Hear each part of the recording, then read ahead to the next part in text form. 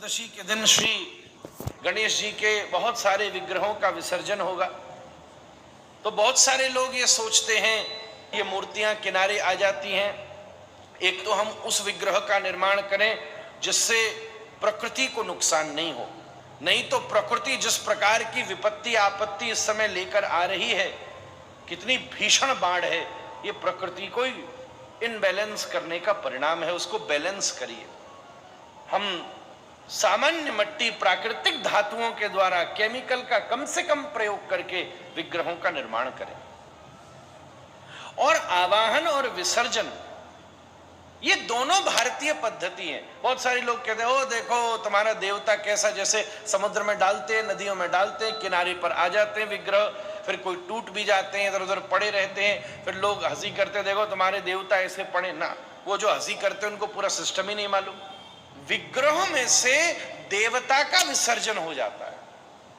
अभी आप रोज जो पूजा कर रहे हो सवेरे, कल जैसे पूर्णाहुति करेंगे ये आपसे चावल लेके आएंगे, गच्छ गच्छ सुर श्रेष्ठ स्वस्थाने, अपने स्थान पर हे देवता अपने स्थान पर चले जाइए, और सारी पूजा की सामग्री लेकर विसर्जन कर देंगे। ये भारतीय पद्धति है। किसी मूर्ति में ही देवता नहीं होता, मूर्ति के भीतर पूर्ण रूप से प्रतिष्ठा की जाती है। और पहले जमाने में तो जब प्राण प्रतिष्ठा होती थी ना, तो नाक के पास रखा हुआ धान भी उड़ जाए तब प्रतिष्ठा मानी जाती थी, जीवित हो जाता था विग्रह। और फिर उसके बाद विग्रह में से उस प्राण का विसर्जन कर दिया जाता है। देवता आप चले जाओ, अब तो केवल वो आकार मूर्ति का रह गया जिसको हमने विसर्जित कर दिया, जल के भीतर प्रवाहित कर दिया। और वो भी ऐसा निर्मित होना चाहिए। एक भक्त ने मुझे भेजा, उसने सुंदर पंचगव्य के माध्यम से गणेश जी का विग्रह बनाया घर में। सुंदर, कितना प्रकृति के बायोडिग्रेडेबल भी है, प्रकृति के लिए पोषण युक्त भी है। अलग अलग लोगों ने प्रयोग किए।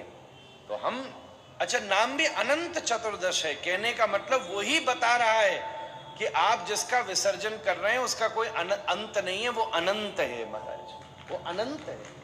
केवल हम उसकी व्यवस्था को समझें। ये देवता का विसर्जन नहीं, देवता तो उसमें से पहले ही चला गया। मूर्ति का विसर्जन है। मूर्ति एक खांचे की तरह, जैसे मिट्टी का कोई भाव होता है उसको, पर उसके प्रति भी सम्मान रखना चाहिए। हम उसको ध्यान से देखकर प्रेम से उसका जो कल शोभा यात्रा भी निकालें, उसमें भगवान का नाम लें। ये जो जबरदस्ती नशे करना, ऊधम मचाना, ये सब उसके पीछे उचित नहीं है। कोई देवता उससे प्रसन्न नहीं होता। आप कीर्तन करिए, भीषण डीजे बजाते हुए, नशे में धुत होते हुए, कौन से गणेश जी साथ चल सकते हैं? आप ही जवाब दो, हमें तो नहीं पता नहीं कौन साथ चलेगा।